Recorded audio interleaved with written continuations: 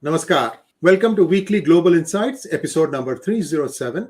A shout out to our viewers to like this program so that it can reach its maximum potential. Today is Sunday, the 6th of February, and here are the main points.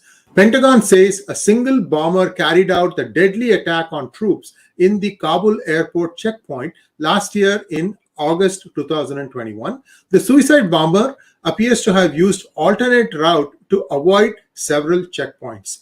Let's invite our co-host Sree Chithyalaji. Sree, namaskar and welcome to PGurus channel. Namaskar, good morning, good day, good afternoon, wherever you are, and wonderful to be back on the Weekly Global Insights, and you're looking forward to another exciting session. Sree, your thoughts on, I know we were covering this as part of our DGI routine at that time, and they said that, suicide bomber had come. Now, why is this now coming up? Is there like an investigation report that is now showing up that this is what happened, or is there some deflection? These days, you can never tell. Well, I think that, it's a great question and great context. Basically, if you recall, there were two specific stories going around. One, there were infiltration into the crowd by 𝗣𝗚𝘂𝗍𝘂𝘀. At least 3-4 people with guns were present, and they probably were engaged in shooting. There was also shooting near that hotel gate. So there were several versions of the story that was coming out at that point of time. So the investigations have now revealed, at least based on the Pentagon story, whether, we have to go with what they say. Yes, they have witnessed, they have spoken with more than 100 witnesses, and what has come out is there was only one bomber, suicide bomber, involved in this attack. There were no other people. He seems to have avoided and used whatever is the definition of alternate routes, and got to the point, detonated a suicide bomb, and in the process killed 13 US soldiers, US Armed Forces members during that attack. That just only basically points out that this whole thing was botched up, and that is what the investigations are revealing, sir. And Senate Republicans probe the botched Afghan withdrawal from Afghanistan and identify lack of planning as one of the main causes. Now, Sridharji, this was a known thing that these people were doing things in the opposite direction in which the planning was done, or the thing that was on paper. Why do you think they did this thing in the exact opposite way? Did someone in the administration explain why they did it opposite? Well, I think it is what you call as a leap of events and chain reaction. That's a reflection of, we have been consistently right through the DGI sessions, we have been making our position very clear. It's unclear who is running the White House.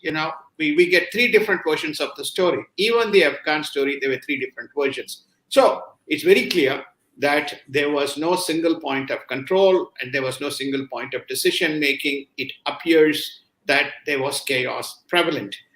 So that seems to be the case. Recall, we also talked about one Democratic and one Republican House member visiting Afghanistan and coming back and stating even those people who we were supposed to bring back, the visa program is botched up, and there was no organization and orchestration of that, and this looks like a doomed failure. And we also talked about going everything in the reverse order, which is namely bringing the army and bringing the Air Force first before you bring the equipment and before you secure the place. So everything that points out is botched up. To your specific question, was it deliberate? The answer probably is not deliberate. It's just a reflection of the way the administration has conducted all of its policies, not just this alone. It's the same thing if you go back to the Obama administration, the way they botched up the launch of the Affordable Care Act when the whole system collapsed, if you recall. And I think that's what has happened in here as well, Sree. Sridharji, I'm going to make a wild guess here, and I'll be sorry if I'm proved right. I think the Democrats think no matter what the Republicans do, that they are going to be in the White House for a lot of time. And that kind of hubris gives you this thing, oh, go left. No, no, no, no, no, go right. Who said you go right? You should go straight. That sort of, big zigzag stuff. Somewhere, something they seem to be convinced that they are going to be in White House for a long time and also enjoy majorities probably. I don't know, sir. I hope I am wrong about this. Let's move on to the next item. China's Winter Olympics begins with lockdowns and boycotts and the world divided with no harmony on any issue. I still can't understand one thing, Sridharji. This has been bugging me. You do a diplomatic boycott, but you send your team. You also send all your panel of judges. What exactly is the West trying to do, Sridharji? What West is trying to do, to be brutally blunt, is saying, I'm coming with a gun, but the gun is unloaded. So therefore, I have a gun in my hand. So that is the boycott.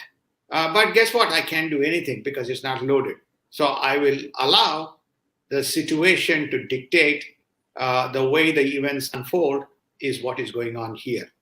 There is problems and complaints from athletes that the quarantine facilities for those who have contracted or the symptoms of COVID is abnormal and not very conducive. People are in tears. Second, not too far from where this Olympics is being held is camps which has been reported for human rights abuses and violations and where prisoners are kept. The world is very quiet. Third, there has been prolific increase in Omicron cases, and yet the Olympics has been held. The United Nations and the International Olympic Committee has been unilaterally and squarely condemned for the abnormality and the way in which they have treated China with a soft hand and a soft gloves. And if it was anyone else, the reactions would have been completely different, sir. So that's all I can, the data points, it's not my opinion, the data points us to conclude and make that observation. And Nancy Pelosi urges the US athletes to stay mum about China human rights abuses for fear of retaliation. Retaliation where, sir? I mean, these people are in an Olympic village. They are safe. I just don't see why there's need for this kind of a statement, first of all. I mean, it's wrong at so many levels. I'm not even able to kind of list out the things. Why is the Speaker of Congress saying this? I think you probably set the context quite correctly. They are in the middle of a hubris. They believe they are going to control power. So they believe they have to make a statement, and they know that they will get away with that statement.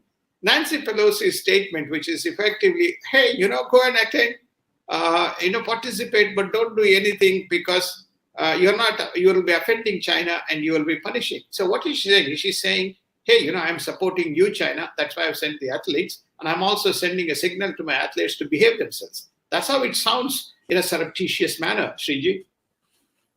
And India skips Olympics opening ceremony riled up by the torchbearer at the event. Sridharji, just so we all know that one of the officers who was in Galwan is now the torchbearer. Evidently, he got injured there. And this is basically to poke in India's eye, and India just stayed away. Again, India could also have completely boycotted it. After all, it's one of those, they have got nothing to lose. How many medals can India get in Winter Olympics? 5, maybe? At least you could have made a statement by just staying away. This is my take, sir. I don't know how you think about it. I think we are reaching a stage in international and global diplomacy where the countries and nations are taking a position. We will have a seat at the table, whether we are abused or whether we are insulted, but we'll have a seat at the table. Running away from the seat only becomes adversarial even further, where we don't have an opportunity to see and hear or even express an opinion. So this is what is going on in the international diplomacy. So that is why India is taking a very similar position to what the rest of the world is taking. Remember now, India is a global player in many dimensions. Not too far ago, India was the temporary head, or it had its turn to be the head of the United Nations Security Council. So I think it's playing the game the way the international politics needs to be played. That's all is going on here, sir. And Russia and China push back against US in the pre-Olympic summit on Ukraine and Russian encirclement and proclaim no limits partnership. Taiwan says timing of China-Russia partnership an insult to Olympic spirit. What happened, sir? Was there a new partnership announced between China and Russia? Basically, Mr. Vladimir Putin met with Xi Jinping. He was at the ceremony, the opening ceremony. They shook hands, they posed to the world. And, Xi Jinping said, I am supporting Mr. Vladimir Putin in his policies towards Ukraine. And then Vladimir said, West is acting against me and my interests. So we are going to stand united against United States and West, come what may, is the statement, a political statement made on the eve of the Olympics, Winter Olympics. So Taiwan says Olympics is about keeping the politics away and maintaining the spirit of unity. So it is most inappropriate occasion and the most inappropriate statement. That is the Taiwanese diplomacy that is coming through. And France's Macron to visit Russia and Ukraine in a mediation trip. Sridharji, 3 sets of meetings took place as far as I can remember. Blinken with Wang Yi, and Biden with Zelensky, Macron with Putin. Looks like this is a follow-up on the Macron-Putin conversation, because the other two are supposed to have been pretty rancorous and shouting match and things like that. Is this what is happening, sir? That's what is happening. It's also, we talked about this again in the DGI programs. The exit of Merkel has opened the door.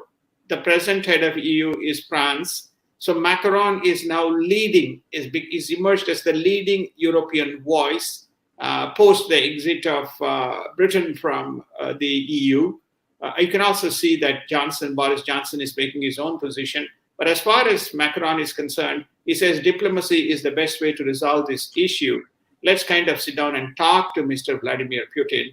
And also Europe has problems around the energy. I mean, notwithstanding the fact Mr. Biden is trying to do lots of things, he said from a medium to long term, this cannot go on and there has to be a resolution.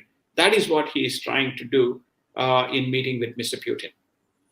The UN meeting called by the United States to discuss Russia and Ukraine has fizzled out. Similar outcome between the US and Russian foreign diplomats also seems to have fizzled out.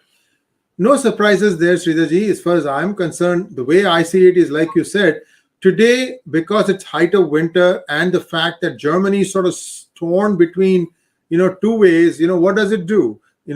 Continue getting the gas from through Ukraine and Belarus, or they've already paid for it most likely for the Nord Stream 2, and nobody objected when this deal was signed. When it is about to go operational, everybody's got their hackles up. I can understand why Germany is saying, look, there was so much pilferage along the way, all that we withstood. Now we are getting it clean. We can distribute this from here. And why is everybody trying to stop this? I mean, if I were a German, that's how I would think, Sridharji. How do you see this whole thing play out? I mean, there are so many pieces moving right now. I am confused, Sridharji. How do you think this is going to play out? I think that you will find that there will be a compromise. And you will find that Mr. Putin is going to win this. He's going to cherry pick some parts of Ukraine. He's going to have his way. The missile shields, etc., may not happen. It's going to be a complete botch-up for United States.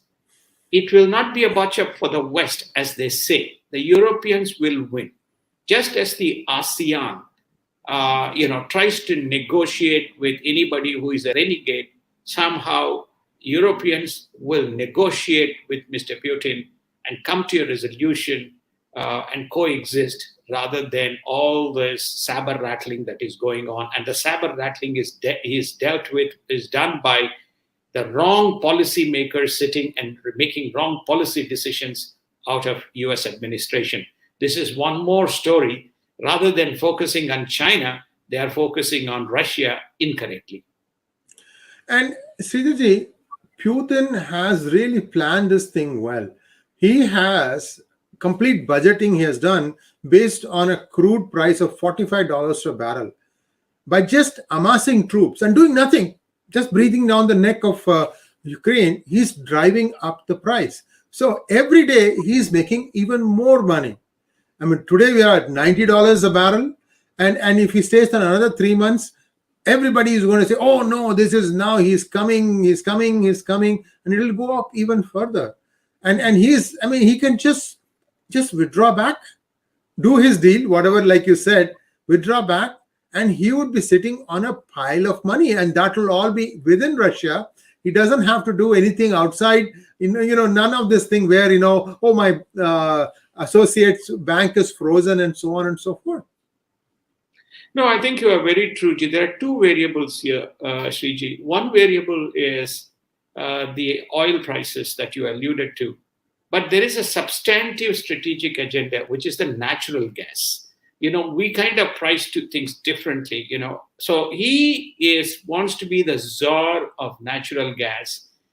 And he doesn't want any other nation impinging on the natural gas access and control that comes either from Russia or from Central Asian countries with whom he has a loose collaboration.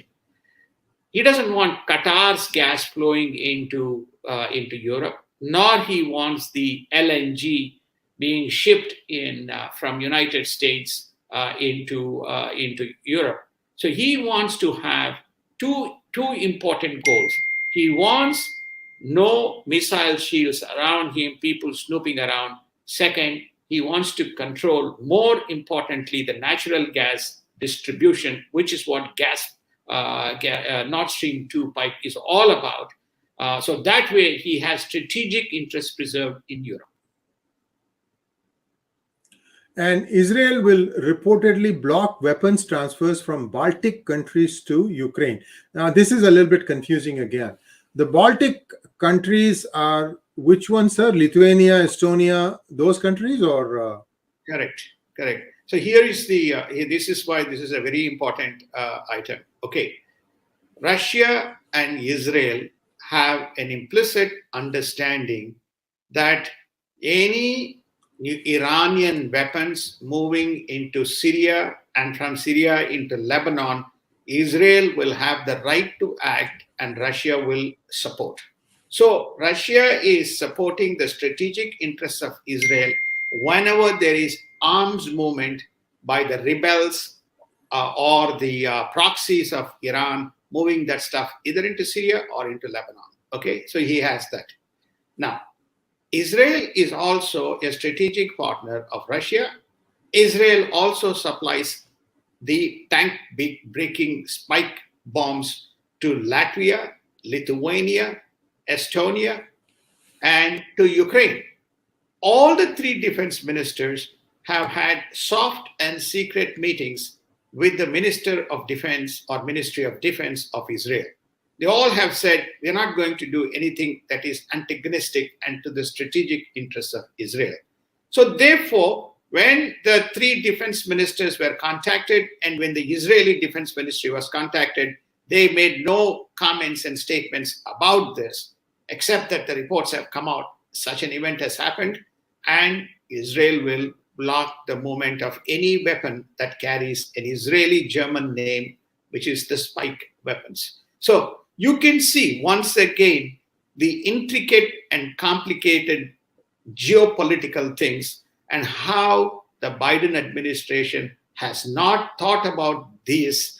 And Israel is saying, don't come and screw around with me. And if you do so, I know how to take care of myself. And these countries will have an obligation to me than to yourself. So Israel, Russia, and there is no Israel, US supporting. And I don't think the United States has any way to control this. So there goes the concept of the arms going from the Baltic states into Ukraine.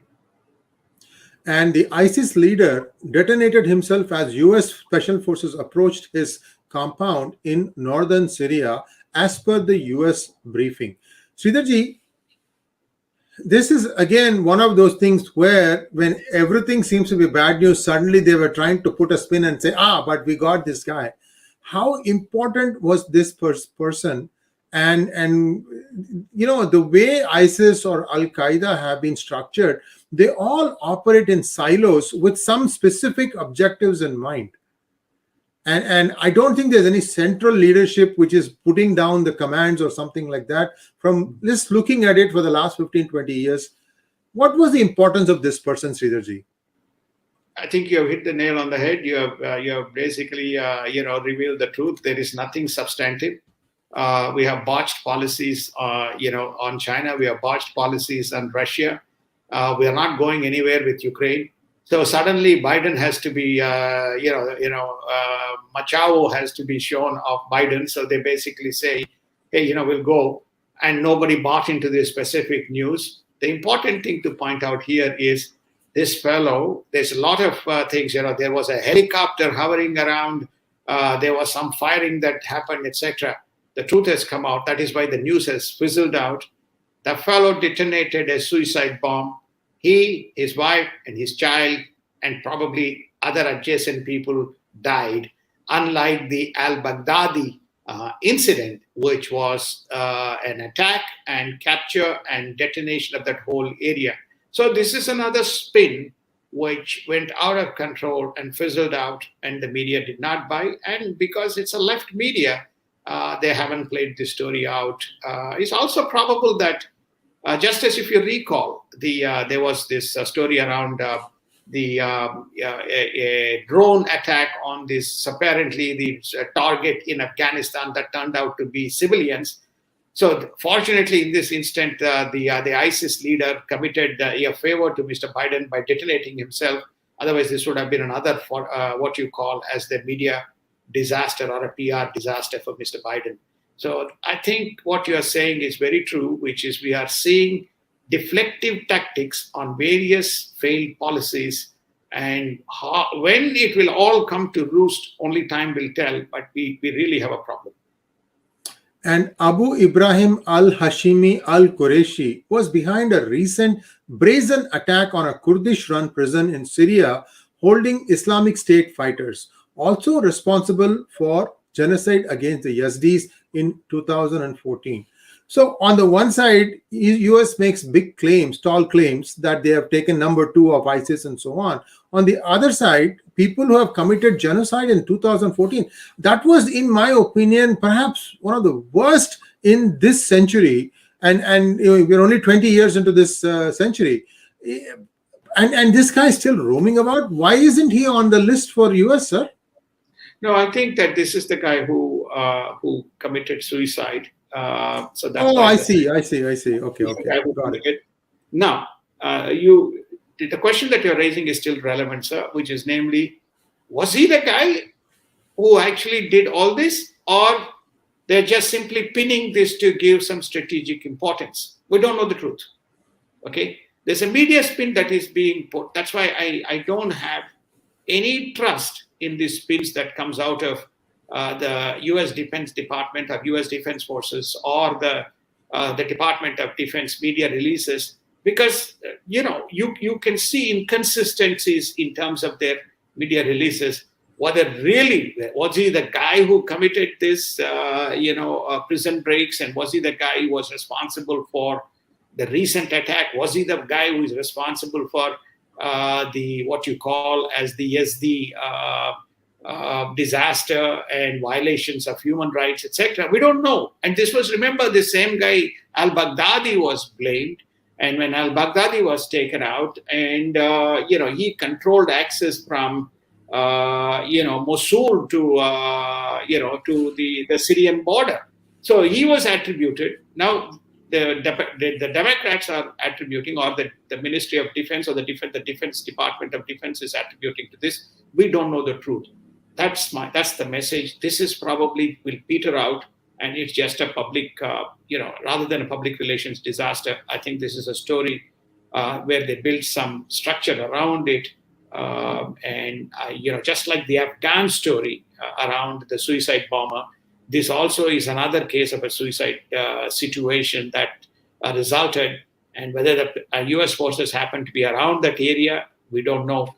But clearly, there is a problem in a number of sectors. When you look at all the stories that we have thus far covered around the geopolitics, all you're seeing, as you said the context earlier, complete lack of control and lack of coordination and a policy crisis.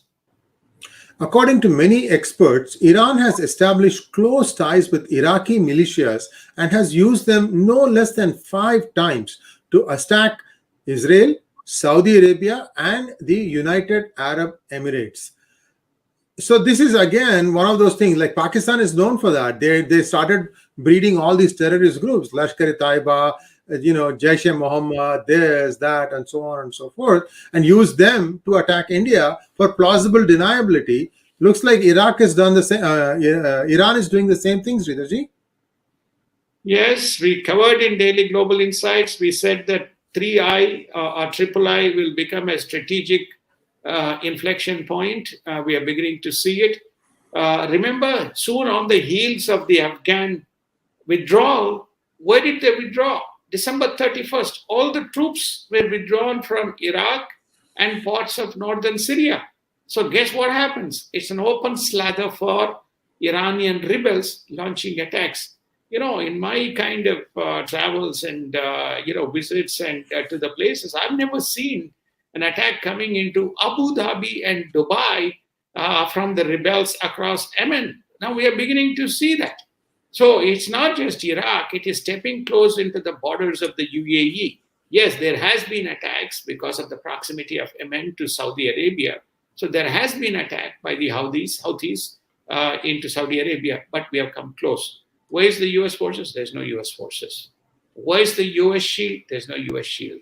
There's only partial shield. So this is where we are, sir, in terms of logic is defied. Who is making these policy decisions? No one knows. And US President Joe Biden's administration has waived sanctions on Iran's civilian nuclear program. Wow. So no agreement in place and they've already waived the sanctions? What they're saying is, this is another botch up. So Iranians are saying, you want me to negotiate with you? And you are saying you want to go back to the Obama's 2015 nuclear disarmament agreement with Iran? Okay, resume the civilian nuclear program. Then show the tenacity of yourself. So what they're now saying is on the middle of almost pretty close to making a fully enriched uranium, they are now going to allow corporations and companies from countries to resume nuclear supplies to Iran that is considered civilian.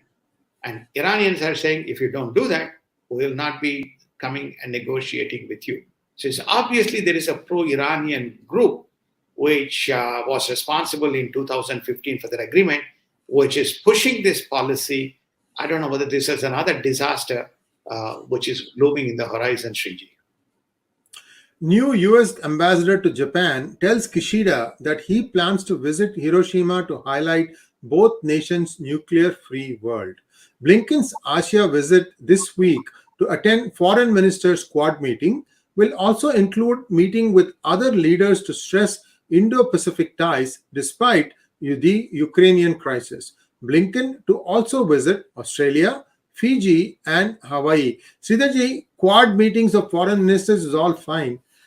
I understand that when somebody comes to meet in person, there is something beyond the optics. There's something, I think there's a message or something of that sort. That's how I see it. Do you read between the lines here, sir? I think you are reading between the lines, sir. I think that I am reading, on the dotted lines here. The Japan-Korea discussions is not going well. Japan-China dialogue has started, which has put some question marks around United States preparedness. There is Chinese and Japanese. There is Chinese and Japanese. Sorry, just one moment, please. There's Chinese and Russian incursions on the northern and the southern shores. and Japan is saying we have a problem. So I think that Mr. Blinken is coming over to reassure the Japanese. They are there, and the Japanese are saying, you can't, I mean, how many things you're going to solve? You can't solve Ukraine, you can't solve Iran, you cannot solve the South China Sea, and you're going to come and solve my problem? I'm not sure. I'm not so sure that you are capable of solving my problem. This is the issue, sir. That is why he is coming in person. And Rahm Emanuel saying that I will have a nuclear, what you call, no proliferation of nuclear armaments around the world. You have one side of the mouth saying this, and the other side, you are just going to lift the sanctions on Iran, allowing it. Yeah, sorry, go for it, sir. Radical ideologies subscribing to terrorism and political ideologies, part of democracy, are not the same, says India at the briefing organized by United Nations Anti-Terrorism Task Force. I think for the first time, I'm seeing the Ministry of External Affairs beginning to really assert itself. Like they brought up the Hindu phobia. I like this new face, Sridharji. I'm sure they listen to us because we've been kind of goading them for a while now, and this is all good because I think everybody is making a constructive difference here. Indeed, I think that it is a very, very proactive step, which is effectively to say, democracy and terrorism don't go together. Terrorism cannot be an act of policy. I think they're very soon going to say human rights violations is not restricted to one nation, and human rights policies is not, again, a reference framework that can be applied inconsistently across when you are allowing China to get away. See, China is not allowed the United Nations and WHO investigations into the COVID. It has not allowed the Zhejiang province to be visited. It has not allowed any of the areas around the Beijing to be visited. But on the contrary, you have some key members in the anti-terrorism task force who use this as a policy framework, but yet they speak and they preach. And this is why India's very assertive and proactive stance and clearly delineating the difference is a very, very positive step in our view. And China's bridge on Pangong Lake is illegal occupation, says Indian government to parliament. Sridharji, is it coming a little late? Should India not have stopped them from even starting the building of the bridge? See, I think what you have is China does not listen to diplomatic and negotiated approaches. The question that is left to India is, would it want to attack or would it want to create a military damage and face adversarial consequences that flow with it, which is not because of any reaction, but collateral economic consequences that flow with it, or continue to make statements and put deterrent measures. So India is going with the approach of making statements of the legitimacy and the legality and putting deterrence measures in place. My humble view, and which I have consistently maintained for over 5-6 years now, India, a 5 trillion economy, a 15 trillion PPP, is a different demon in the world politics as opposed to today at 10 trillion PPP, at 3.1 trillion nominal GDP. It is there as a player, but when it hits that 5 and 15, it's a very different player, and we may begin to see even more assertive actions from India. Right now, diplomacy and deterrence seems to be the framework, albeit being a bit late, Sree. Thank you, sir. And US coronavirus deaths crossed 900,000, driven in part by Omicron surge. The world is approaching 400 million COVID cases and 5.8 million deaths as COVID rages around the world. Sridharji, things are still kind of in flux in the United States, but not all flights are on, but some flights are on. Then you have these natural causes like, there's a storm on the eastern seaboard. That means like half the flights can't go. So US is still feeling some pain, sir. Do you think that the worst of Omicron is over now?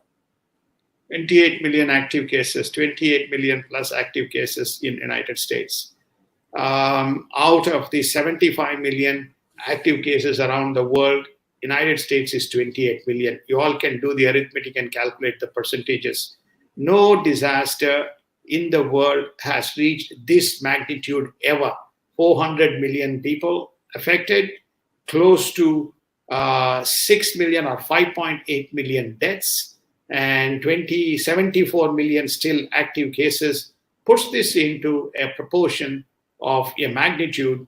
And yet we have no clue as to we have seen the end, whether the vaccines are also adequate, because we first started with vaccine 1, then we said we need vaccine 2, then we said we need boosters, then we said we need, probably supplementary, then we said that this Omicron will only work with the boosters, then we put mandates, nothing has worked, right? So, and then now the WHO president says, and the Pfizer president says, this is going to be with us forever.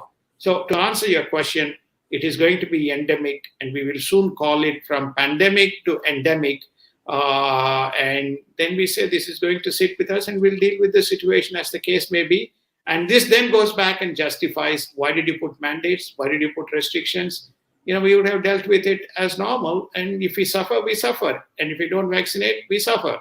So, this goes back to those theories that has been advocated. I'm not saying I'm an advocate of that theory, but it lends credence to that specific theory. So to summarize, I don't think we have seen the end of it, sir. 16 states filed new challenge to Biden administration's healthcare worker COVID-19 vaccine mandate. Sridharji, this has also played out in the United Kingdom, where the medical workers said that we are not going to take any more shots. We are here dealing with this day in and day out. We are still alive. So we are not going to take it, and don't force us to do it. And the British government actually backed off of their threat. Do you think the US government will do the same thing? In which case there will be a different look at this whole vaccine, sir? One of the things that we have not covered is Australia and Novak Djokovic. And Novak saying, I got COVID in December and somebody approved my case. So did I not get COVID? That means have I not developed antibodies? Why do I need vaccine? I have antibodies in my body because I got afflicted with COVID. So how can you ban me?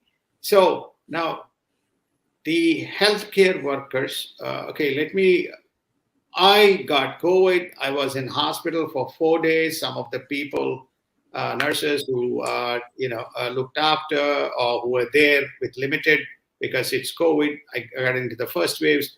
They made the statement, which is effectively to state, look, some of us have had 2-3 attacks, and we have dealt with it, and without extending this too far, they dealt with it. So the healthcare workers who are in the front end know how to deal with the situation, and what they are saying makes a lot of difference when they say, don't put us through the mandates. The mandates is only harming us. And we know how to deal with it, and we are not walking away. We'll still continue to do the work. So there is, without munching words, there's a substantive truth to what they say, sir. So therefore, the 16 states filing the case is going to be won by Supreme Court. This is more like policy rather than science. And this is where I think the Republicans are going after the Democrats. Where is the science here? It seems to be your whimsical decision rather than the science. So I think that's where we are, and that message is spreading to the world. And with that, we bring today's weekly Global Insights to a close. Please do not forget to like, share, and subscribe this channel, and also click on the bell button. Sridharji, as always, a pleasure having you share your thoughts as a co-host, sir.